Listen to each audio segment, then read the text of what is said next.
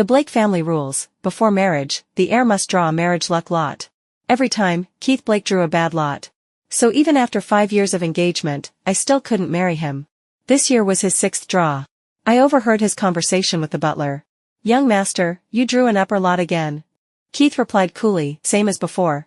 Switch it to a bad lot. Miss Lucy just came back to the country. She's always disliked Maggie Huber as her sister-in-law. Maggie is well behaved. Let her wait 1 more year." I understood. He still didn't want to marry me. Fortunately, the last line of the Blake family rules says, if you can't draw a good lot in 6 tries, the engagement may be cancelled. I could go back to my white moonlight now. A man's scorching breath coiled around my neck. It carried a pungent, flamboyant perfume. Women's perfume. The moment I opened my eyes, soft, dense kisses were already falling. Just as the atmosphere peaked, I suddenly spoke. "What did you draw this time?" His movements stopped dead. He got out of bed quickly, the heat in his eyes extinguishing at once. All interest gone. What filled my vision was a handsome face, beautiful enough to rival any top celebrity. Now stiff with a faint, unnatural tension. Only after a long pause did he answer, "A bad lot." After hearing that, I fell silent. I lowered my eyes to the pattern on the bedsheet, not surprised in the least. That answer, 2 hours ago, I already knew it. When I went to look for the orange cat, I passed the Blake family ancestral hall. I heard him talking to the butler inside. "Young master, you drew an upper lot again." Keith Blake froze for a moment, then replied indifferently, "Same as before. Switch the lot, switch it to a bad one." The butler let out a heavy sigh. "You and Miss Huber have been engaged for 5 years. Are you still going to make her keep waiting?" Keith hesitated before speaking. "Wait a little longer. Lucy just returned. She's always disliked Maggie Huber as her sister-in-law. Young master, you're the one getting married. You can't keep wronging Miss Huber just for the eldest miss." The butler couldn't help raising his voice. Keith pinched the bridge of his nose, his tone thinly cold. "1 more year is enough. Maggie is very well behaved, she'll understand me, and she'll be willing to keep waiting." The butler still wanted to say something. But the ginger cat in my arms suddenly meowed in displeasure. By the time Keith ran out, I had already left, and I'd already learned the truth. This year, he still didn't want to marry me. That was why he wanted to swap the lot again. When he saw my silence, he sighed. Guiltily, he pulled me into a brief hug. At that moment, his phone rang. I saw the lit-up screen. The contact note read, "Lucy, little sister." He released me at once and went to the balcony to take the call. His voice dropped, yet turned strangely gentle. I vaguely caught the words, "banquet" and "tonight." When he finished the call and faced me again, his voice carried a trace of awkwardness. "Maggie, take out that eternal heart necklace." I didn't move from where I lay, asking curiously, "What for?" Keith's gaze drifted out the window, avoiding my eyes. "My mom has to attend a banquet tonight. Lend it to her for a few days." If my future mother-in-law wanted to borrow a necklace, I had no real reason to refuse. Still, something felt off. If it was his mother borrowing it, why had Lucy Langley been the one to call?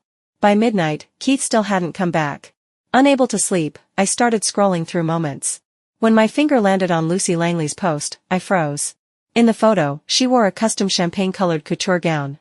But that dress, half a month ago, Keith had had it specially designed, saying it was going to be my birthday present. And on her collarbone, unmistakably, was my eternal heart necklace. The jade's glow stabbed through the screen, making my eyes ache. In that instant, I understood, Keith had lied to me. It wasn't his mother borrowing the necklace. Lucy had taken it. In the photo, she looped her arm intimately through Keith's. Her head rested lightly on his shoulder. They looked like lovers, close enough to make your heart go cold. The caption was even more blunt, more glaring. "The necklace my brother gave me, still looks best on me." I stared at the picture, my fingers unconsciously tightening around my phone. Lucy really had come back.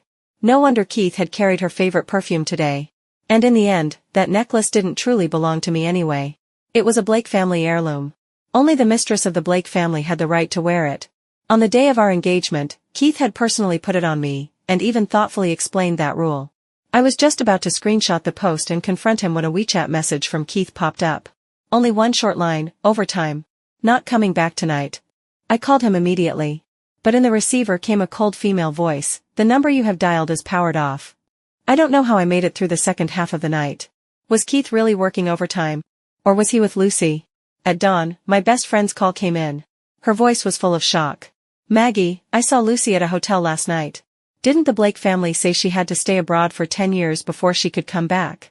4 years ago, the Blake family really had promised, Lucy would remain overseas for 10 years before returning. Because Lucy and I simply couldn't get along. Back in my senior year of high school, not long after we got engaged, I received a guaranteed admission spot to Peking University. The next day, Keith came to find me. Under the huge banyan tree on campus, a soft breeze blowing. He made a request like that. "Maggie, Lucy wants that admission spot. Give it to her. She needs it more." Lucy's best ever ranking had still been outside the top 100. Yes, she needed that spot more. Otherwise, she'd never get into a top university, much less become Keith's junior. Keith was handsome, and he was my fiancé. But I didn't agree. I was someone who cared fiercely about my future. I wouldn't be swayed by a pretty face. Even if that person was my future sister-in-law. After I refused him, Keith left with an ugly expression. After the college entrance exam, when it came time for the first marriage luck draw, he said he'd drawn a bad lot. According to the Blake family rules, without a good lot, even though we were engaged, he still couldn't marry me. He asked me to wait 1 year. To wait until next year's draw, and if he got a good lot, we would marry. The second year, the day before the draw, Lucy, who was in a junior college, brought 2 classmates and cornered me. "Maggie, my brother doesn't like you at all. He only got engaged to you to repay a debt. Even if he draws a good lot tomorrow, he still won't marry you. Break up with him already." The first part, she was right. My father, trying to save Keith, had been crushed under a car and never woke up again. The Blake family owed our family a life-saving debt. Not long after the funeral, the elderly Blakes came to our home and proposed an alliance by marriage. Back then, I also believed it was repayment. But Keith told me he truly liked me. Not only to repay a debt, he wanted to take my father's place and protect me for the rest of my life. He said he would be a good husband, and give me a warm, complete home. At the time, the Huber family company had gone bankrupt, burdened with heavy debts.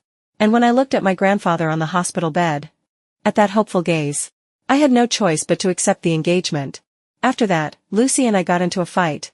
I broke a leg and spent a month in the hospital. She was also scratched and clawed until her face was ruined. That very night, Keith sent her abroad for cosmetic surgery. Soon after, the Blake family made a promise. Within 10 years, they wouldn't let Lucy return, and they would never allow her to bully me again. Yet only 4 years had passed, and Keith had agreed to let her come back. He had even secretly given her the necklace that only the Blake family's mistress was entitled to wear. In that moment, I was deeply disappointed in him. It wasn't until the afternoon that Keith finally returned. I smelled that perfume on him again. Even stronger than last time. This time, Lucy came back with him. The necklace still hung at her throat, as if she'd come home just to show it off. But when she saw me in my pajamas, her face changed instantly, as if something occurred to her. Furious, she burst out at once, "Maggie, what right do you have to live in the Blake family home?" As she spoke, she lifted her hand. And the slap was about to land on my face. I caught her wrist and shoved her away hard. "I'm Keith's fiancé. Why can't I live here?" Lucy staggered back 2 steps. Then her eyes reddened immediately. She turned to Keith, choking with grievance. "Brother, she hasn't even married you yet. How can she live at home? If people hear about it, it'll hurt your reputation. Hurry up and throw her out." Keith's expression turned complicated, and he didn't agree right away. 3 years ago, the day Grandpa moved into the nursing home, I was the only one left at home. He wasn't at ease, so he came to pick me up in the middle of the night and brought me to the Blake family home. He told me that from then on, the Blake family would be my home, and no one would be able to drive me away. Back then, his worry was so obvious. It made me believe what he said, and that was why I agreed to move in. When Lucy saw that he hadn't agreed to throw me out, she bit her lip, and her eyes reddened instantly. With overwhelming grievance, she accused him, "Brother, I don't want her living in the house. If she doesn't move out, I'll move out and live somewhere else." Keith hurriedly grabbed her hand, panic unmistakable in his voice. "No. You've only been back in the country for 2 days. You don't know anything out there yet. How could I feel at ease letting you live alone outside?" After saying that, he turned to look at me. There was a trace of apology in his eyes. "Maggie, Lucy has been staying at a hotel these past 2 days. I want her to move back home." He paused, then added softly, "Could you give way to her, move out for a while, just temporarily, okay?" Give way. That word again. Maybe I'd been disappointed in Keith too many times. I wasn't even angry anymore. This time, I agreed to give way to her. "Fine. I'll move out today." Relief flashed across Keith's face at once. Then guilt mixed in, and he said in a low voice, "You don't have to be in such a rush. Moving tomorrow would be fine, too." As he spoke, he shot Lucy a rather reproachful look. Lucy, however, smiled happily, declaring her victory. While Keith turned away to take a phone call, she stroked the necklace at her throat, the one that should have been mine, and didn't forget to sneer a few lines. So what if you're my brother's fiancé? The necklace I wanted, he still gave it to me, didn't he? If I won't let you live here, you can only tuck your tail and move out. I heard he drew another bad lot yesterday. You'll have to keep waiting. Maybe you'll wait until you're an old maid, and my brother still won't draw a good lot to marry you. I lifted my eyes. My tone was calm, but every word hit where it hurt. At least I've been his fiancé. Some people, I'm afraid, will never have that title in their entire lives. Lucy froze for a second, instantly tasting the meaning beneath my words. Her face flushed red with anger. After shooting me a vicious glare, she stormed off. More than anyone, she knew it, she wasn't Keith's real little sister at all. The real Lucy went missing at 8 years old. She was only a substitute the Blake family had brought in to fill the vacancy. No matter how blatantly she revealed her feelings for Keith, elite families cared most about reputation and appearances. The two elders of the Blake family would never allow them to cross that line. For the rest of her life, she could only wear the name Keith's little sister. A stand-in who could never see the light of day. The butler stepped forward and asked whether I needed someone to help pack. I refused. I'd arrived with only one suitcase, and I would leave the same way. Those handbags and pieces of jewelry that should have been mine had long since been sold off and converted into cash, sitting safely in my account. He couldn't help feeling indignant on my behalf. Miss Huber, why don't you tell young master that the Blake family marriage luck lot can only be drawn 6 times? He knew the last line of the ancestral rules, too. If you can't draw a good lot in 6 tries, the engagement may be cancelled. I shook my head. In my eyes, there was only relief. No need. If he truly wanted to marry me, he wouldn't have made me wait this long. 5 years, switching lots again and again, did he really think I didn't know? It was nothing more than self-deception. As I went downstairs, I happened to run into Lucy clinging to Keith and acting spoiled. Her voice was so sweet it turned cloying. Brother, I want to join the company, and I want Maggie's position as project department manager, too. This involved the company's operations. This time, Keith finally wasn't that muddle-headed. He frowned and refused. No. Your major is painting, what do you know about negotiating projects? I didn't listen any further. I left the Blake family home. The next day, after finalizing an agreement with a client, I returned to the company. Everything in my office had been cleared out and dumped onto a workstation by the door. Holding back my fury, I demanded, who did this? HR Manager Wilson rushed out, pale with fright, to explain. Manager Wilson? Assistant Huber, an hour ago, Miss Langley was appointed the project department manager. You are now her assistant. In other words, I'd been demoted, and I even had to become Lucy's assistant. In a surge of anger, I went straight to the top floor, to the CEO's office. Keith's assistant blocked the door and wouldn't let me in. Miss Huber, the CEO is in an important video conference. He doesn't have time to see you right now. I shoved him aside and pushed the door open. Keith wasn't in any video conference at all. Spread open on his desk was a recent photo book. One page was scorching, the next refreshing. Either way, there was barely any fabric. Hearing the noise, he didn't even lift his head. With clear displeasure, he barked, "Get out." I met his gaze and questioned him. Why did you demote me? In the past 3 years, what exactly have I done badly? In my junior year of college, I entered the Langley family company. I clawed my way up from the bottom and, in just 1 year, made it to project department manager. I led my team to take down several notorious hard bones everyone in the industry acknowledged, real, solid performance. I even worked so hard I developed chronic stomach problems. Keith knew all of that better than anyone. Guilt flickered across his face, and his voice softened. Just, give way to Lucy one more time. She's still young and likes to play around. Once she gets bored, she'll naturally give the position back to you. I almost laughed from anger. My nails bit deep into my palm. Keith, have you ever counted how many times you've told me to give way in these 3 years? Why should I be the one giving way to her every single time? At that moment, Lucy walked out of the inner lounge. She wore a sexy slip-knit dress with almost no fabric. Pride sat plainly on her face. Because I'm his sister. Who told you you were born unlucky, without a good brother to pamper you? I was an only child, I truly didn't have a brother. But a brother like Keith was one I didn't want either. Seeing how indignant I was, Lucy offered a suggestion. If you can win the new project in the east of the city, I'll let you keep being project department manager. Everyone in the circle knew the east side land belonged to Chairman Wilson. That man had been divorced 3 times, and at the negotiation table he was infamous for being ruthless and hard to deal with. He was even more disrespectful toward female partners. Nasty stories about him surfaced from time to time.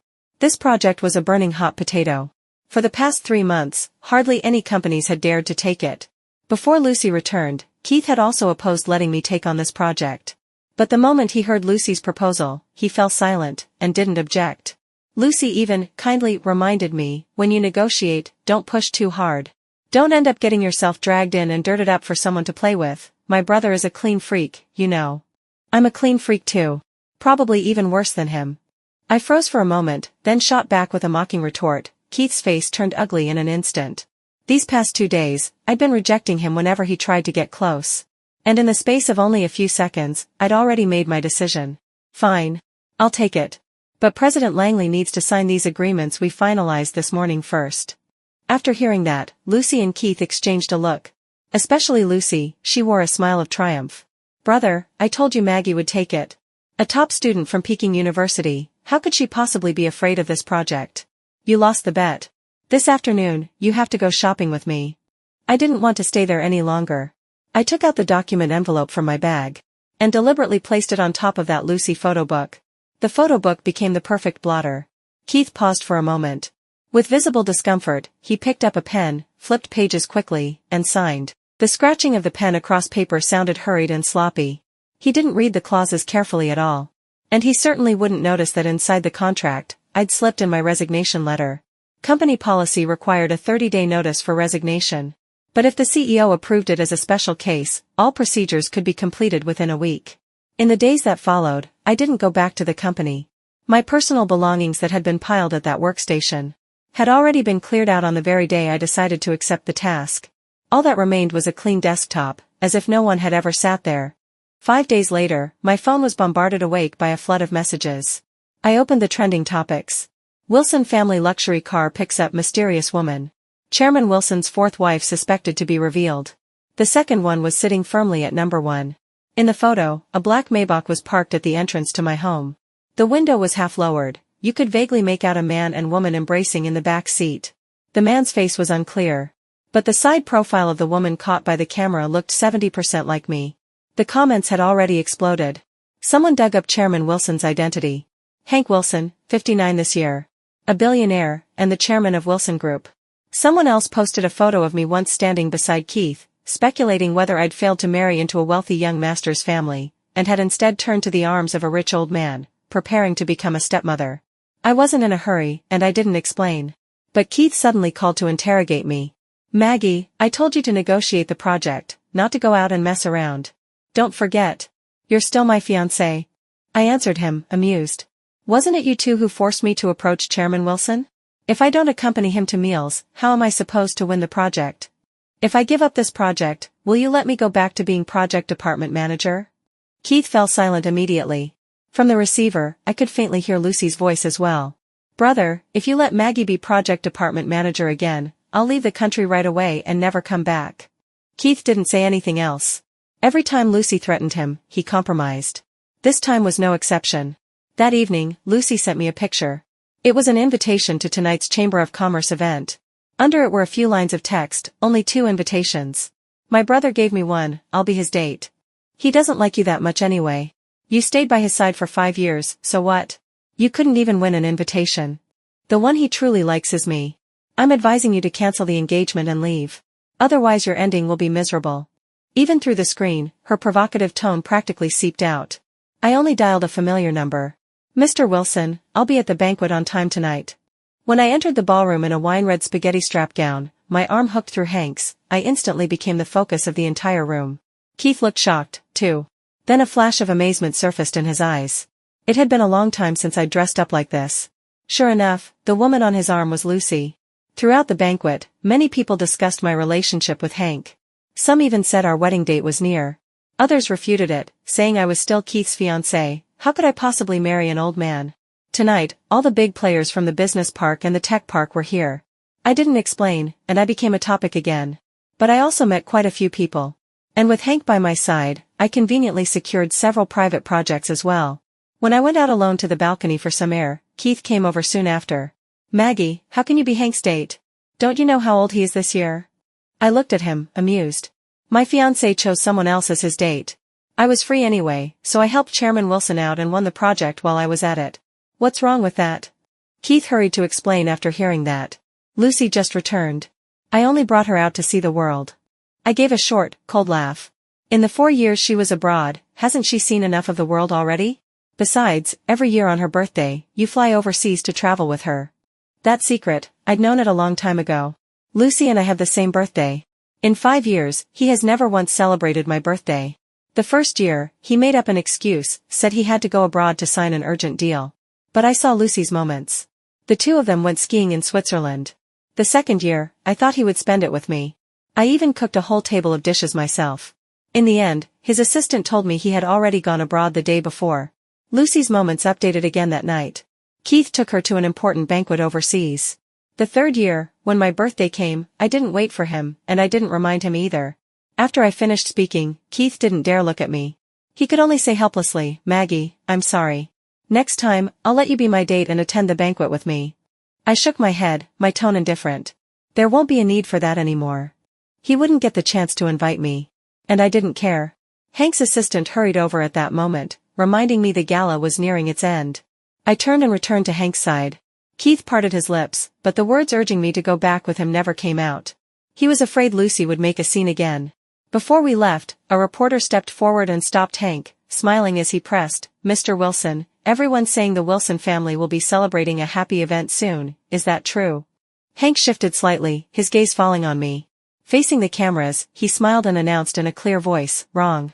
Since we're here, I'll take this opportunity to share good news. Miss Huber will soon be marrying into our Wilson family."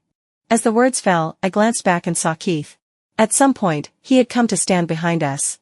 His face was deathly pale, panic written all over his eyes. As if he couldn't believe what he had just heard. Lucy walked over to pull him away. "Brother, I don't feel well. Can you take me home right now?" This time, Keith shook her off. He glared at me and demanded angrily, "Maggie, what is this supposed to mean?" I looked up at him, perfectly calm. My voice was steady, too. "You heard correctly.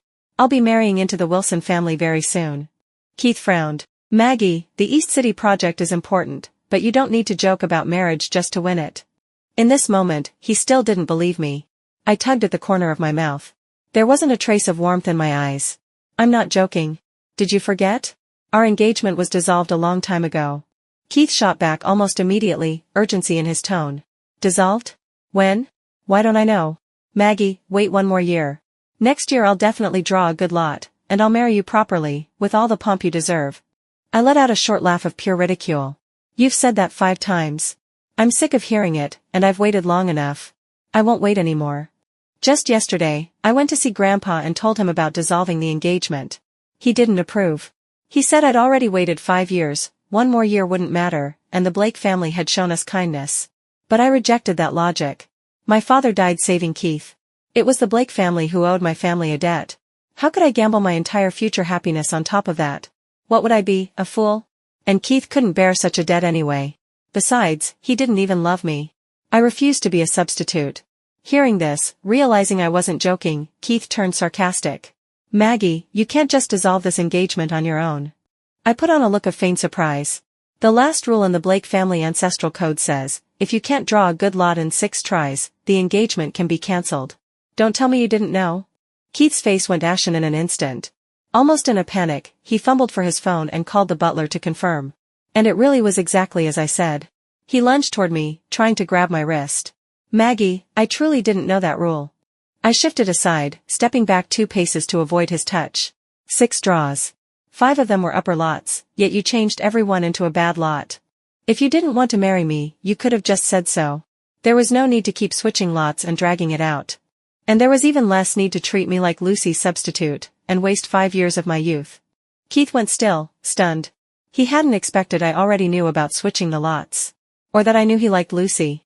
He wanted to explain, but he didn't even know what explanation could possibly matter. In the end, he could only force out 1 sentence.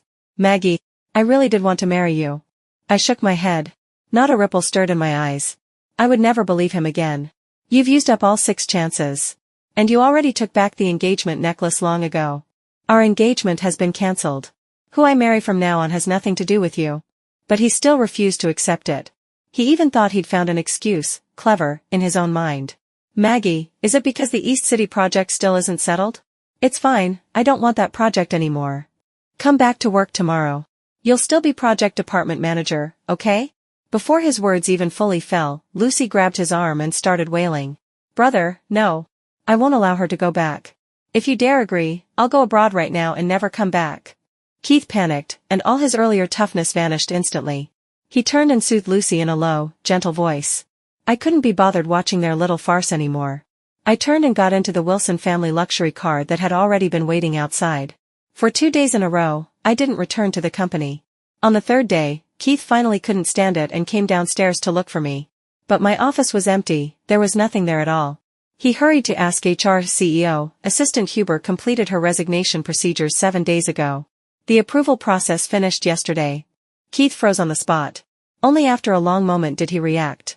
Impossible. Who approved her resignation? The HR manager was prepared.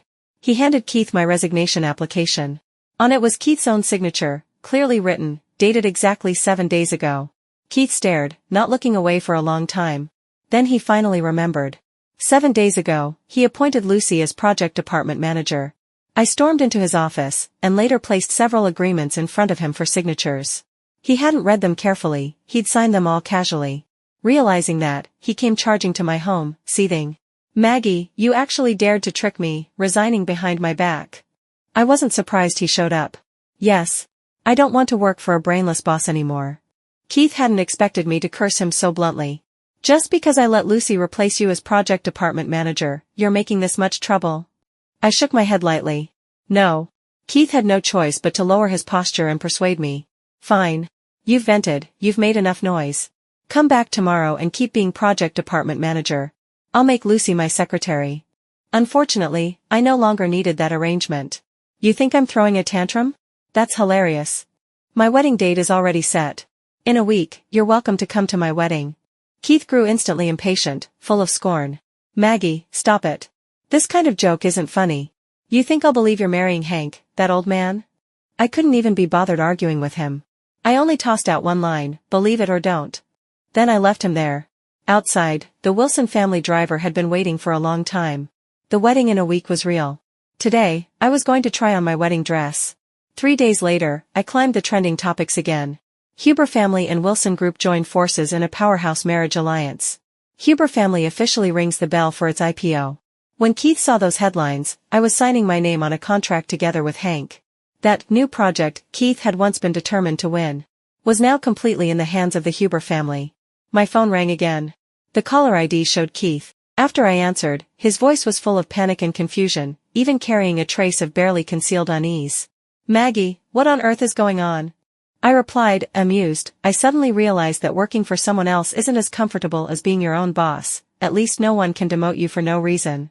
5 years ago, the Huber family went bankrupt. Left with no choice, I agreed to the marriage alliance. After that, I kept working to pay off debts, but I never had the heart to sell the Huber family factory. Those old employees stayed with me through the hardest times. They were the foundation I needed to rebuild our business. Later, when I entered the Langley family company, I used its resources and connections to quietly support the Huber family. Keith had never known any of this. From beginning to end, he believed my family had collapsed, that Grandpa and I could only survive by relying on him. That was why he looked down on my status, treated our engagement with such indifference, kept secretly changing the lot results, and refused to marry me. This time, by winning the Wilson family's major project, I'd given the Huber family's IPO the best possible start. Only now did Keith finally understand. So your resignation wasn't because you were demoted. You were going back to your own company. And the East City project, you negotiated it for your own company. At that moment, it fully hit him. The project he'd sent me to negotiate had been stolen by me instead. And my company's business scope was similar to the Langley family's. Now we were direct competitors. I didn't want any more entanglement with him. Keith, let's part on good terms. But he grew agitated. No. If you want to be a boss and return to your own company, I won't object, but I won't agree to dissolving the engagement. I immediately said something that struck him hard. In 3 days, I'm getting married, marrying into the Wilson family. Keith still didn't believe me. Maggie, stop threatening me. You can't possibly marry an old man just for a project. I know you want to dissolve the engagement because Lucy is back, but she really is only my sister. The one I like now is you. I replied, amused. What you siblings do from now on has nothing to do with me. Keith exploded, snapping out a furious line. Then I'll see for myself whether you really marry into the Wilson family 3 days from now. Who would give up a young, rich fiancé just to marry an old man pushing 60? Maggie, I'll wait for you to come crying back and beg me to get back together. Not long after, a gilded wedding invitation was delivered into Keith's hands. His fingers tightened around the card in a sudden, violent grip. The groom's name printed on it wasn't Hank at all. It was Robert Wilson. The media had already exploded. Reports about this marriage alliance flooded everywhere. Everyone was stunned that Hank actually had a son. Keith, even more so, felt as if he'd been struck by lightning. He had been so certain I was using marrying into the Wilson family as a bluff to scare him. He had never imagined that I was truly getting married. And that the person I was marrying had never been the old man he'd sneered at. Very quickly, Robert's background was dug up and laid bare. He was Hank's son with his first wife, his only child. After his parents divorced, he followed his mother back to the countryside to live. No one knew that when I was 7, because my father was busy with company affairs, I was sent to my maternal grandmother's home in the countryside. There, Robert and I spent 3 whole years of childhood together. Later, in high school, I met him again. He was 2 grades ahead of me. We promised each other we would get into the same university. But in my senior year, my family suffered a disaster. My father died saving Keith. After that, the company collapsed into bankruptcy and debt. Robert, meanwhile, had been selected by his school to study abroad. The university overseas was internationally renowned, and becoming a doctor had always been his dream. I didn't want to drag him down, so I suggested we break up. The next time I saw him was after he returned from studying abroad. These past 5 years, I worked myself to the bone and developed severe stomach problems. When I went to the hospital, he happened to be my attending physician. And that was also when I learned that all these years, he had stayed single, waiting for me. Just as Keith switched the draw result for the 6th time, I could finally dissolve the engagement, make up my mind to leave him, and accept Robert's proposal. What I never expected was that kind, sunny Robert was actually Hank's son. So we staged this entire act. We deliberately released news to the outside world that I would marry into the Wilson family. But never said who I would be marrying. We fooled Keith completely. Soon, my phone rang urgently, Keith's number. His voice was tight with panic he couldn't suppress. Maggie, who are you actually marrying? I held the phone, my tone calm. Who I marry has nothing to do with you. Then I hung up, cutting his voice off entirely. The day before the wedding, I was in my bedroom trying on my veil. Downstairs, a burst of noisy commotion suddenly erupted. Not long after, a maid knocked frantically on my door. Mr. Langley forced his way in. I lifted a hand to steady the veil on my head, drew a deep breath, and turned to go downstairs. In the living room, Keith stood in the center. His suit was wrinkled, his hair slightly disheveled. He looked like someone who had rushed over in a frenzy. The instant he saw me, his eyes lit up. Only to be swallowed at once by fierce unwillingness and raw panic. He strode toward me, but the bodyguards at the side blocked him. He struggled, his gaze locked on me, his voice trembling faintly despite himself. The one you're marrying is Robert? You two have known each other for a long time, haven't you? You were lying to me from the beginning. I walked up to him and looked at him quietly. Once, I had believed he might be the light that saved me in a dead end. I had even prepared myself to become his wife. Only later did I realize he had simply treated me like a vine clinging to him for survival. Now that I had finally found my own roots again, how could I ever turn back? I just didn't tell you the person I'm marrying is Robert, I said evenly. As for how we know each other, that's my past with him. It has nothing to do with you. Keith grew agitated, eyes bloodshot as he questioned me. Maggie, we had an engagement. Did you forget your dad died, and I was the one who encouraged you the whole time? The Huber family went bankrupt, I brought you back to the Blake family, and I gave you resources so you could stand your ground at the Langley family company. Now your wings are hardened, and you want to kick me away and marry someone else. What is your heart even made of? I couldn't believe he still hadn't realized what he'd done wrong. Coldness crept into my voice. The engagement was something you trampled again and again, switching the lots for Lucy, again and again, never taking it seriously. As for your help, you did it because you thought you owed my father for saving your life. The Langley family resources you gave me?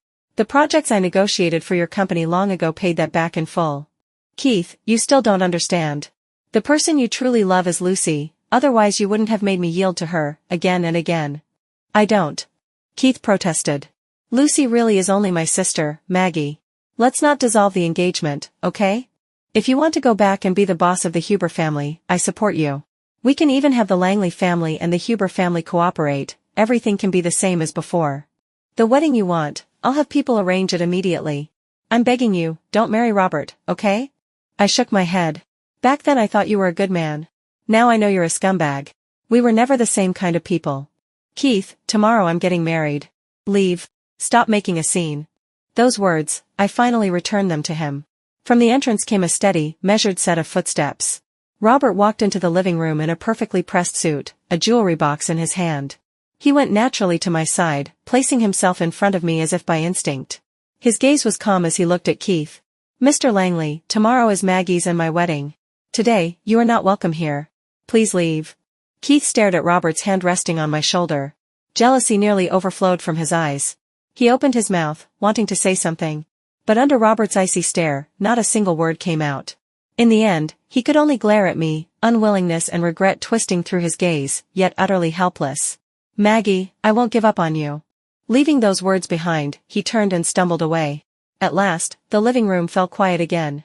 Robert turned back, lifted a hand, and gently smoothed the frown between my brows. He opened the jewelry box in his hand. Inside lay a pearl necklace with a simple, elegant design. "Don't let irrelevant people ruin your mood," he said softly. He lifted the necklace and fastened it around my neck with tender care. "Tomorrow, you'll be the happiest bride." I touched the pearls at my throat. No one would ever fight me for a necklace again. I turned to Robert, my eyes brimming with laughter. Yes. The past was past. Tomorrow would be my new beginning. The next day, the wedding ceremony proceeded in perfect order. Keith suddenly stormed in, trying to sabotage it. Just as the scene was about to spiral out of control, I calmly pulled out my phone and called Lucy. Only moments later, Keith's phone buzzed. A video popped onto the screen. Lucy stood on a balcony railing, her skirt whipped up by the wind, her eyes full of obsessive threat. "Brother, if you don't come right now, I'm jumping from here." Keith froze where he stood. His knuckles whitened from the force of his clenched fist. His throat bobbed, his struggle was obvious, violent. The way he looked at me held a trace of pleading and hesitation. But in the end, that hesitation still lost to how much he cared about Lucy. He spun around abruptly and stumbled out of the chapel at a near run. I watched his rushed retreating back and felt only release. No matter how long I waited, no matter how many times I yielded, in his heart, Lucy would always be the priority he would abandon everything for. Fortunately, I had already gathered up every last shred of expectation. This wedding was, in the first place, my farewell to the past. From the moment he turned away, I would never give him another chance to come back. The ceremony continued as normal. The groom, of course, was Robert. After the wedding, I left with him for an island honeymoon. Sunlight, beaches, and the companionship of the one I loved, washing away the shadows of the past completely. But before I left, I sent the Blake family a generous gift. The real Blake family heiress, Helen Perry, who had been abducted for many years, was finally found through people I hired. The news that Helen Perry had returned to the Blake family was immediately blasted online by the media and reporters from every direction. Far away in Europe, Dad Langley and Mom Langley heard the news and rushed back at once. When they reclaimed their biological daughter, they also learned I had dissolved my engagement with Keith. And that the fuse had been the imposter, Lucy. Mom Langley's expression darkened instantly. Especially when Helen Perry cried and told the truth about that year. She had been deliberately abducted by Lucy's mother and dumped in the countryside to suffer, while the other woman seized the chance to send her own daughter into the Blake family to replace her identity. Mom Langley trembled with rage. She yanked Lucy, standing nearby, face deathly pale, straight toward her and slapped her hard across the face. Her voice was sharp as she shouted, "You thief and liar who stole another's nest. Our Blake family raised a tiger to bite us. Get out of the Blake family right now, and never show your face in front of us again." Lucy covered her cheek, tears streaming, and could only turn to Keith, trying to beg for help.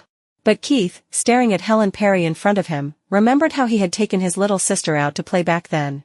And that was when Lucy's mother had seized the chance to snatch her away. Thinking of how, out of guilt, he had protected Lucy in every possible way over the years, and had even hurt me because of it. His heart filled with remorse and self-blame. How could he possibly plead for Lucy now? He only looked away. "You, leave. Don't stay here anymore." But Lucy laughed after hearing that. Clutching her stomach, she announced a piece of good news. She was pregnant. And of course, the child's father was Keith. Later, I heard from my best friend that Keith had no choice but to take Lucy away. He settled her in a property under his name. 9 months later, Lucy gave birth to a boy. But the baby had dark skin and curly hair, one look and you could tell he wasn't Keith's. Keith took another blow. They said in the hospital room, he nearly strangled Lucy on the spot. Only then did he realize, during all those years abroad, Lucy hadn't only had Keith. Apparently, on the very night before she returned home, she had even slept with a black man. After that, how could Lucy dare stay? She fled with the money. As for the child, the Blake family sent him to an orphanage. The next time Keith saw me, I was standing at a new product launch. My belly had already begun to show. 6 months pregnant. Keith could only watch me from far away. He didn't dare come closer, and he dared even less to disturb me. More than once, he regretted it. If, back then, he hadn't switched the lots again and again, would I have been his wife now, carrying his child? A family of 3, living happily together? But there were no ifs.